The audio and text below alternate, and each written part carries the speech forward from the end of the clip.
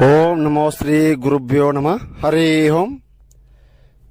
కామ మోహిని మంత్రం అమ్మాయి మీది. మీరు వశపరుచుకునే వాళ్ళు మీ దగ్గర రాకుండా దూరంగా వెళ్ళిపోయే వాళ్ళ మీద మాత్రం ఉపయోగించండి.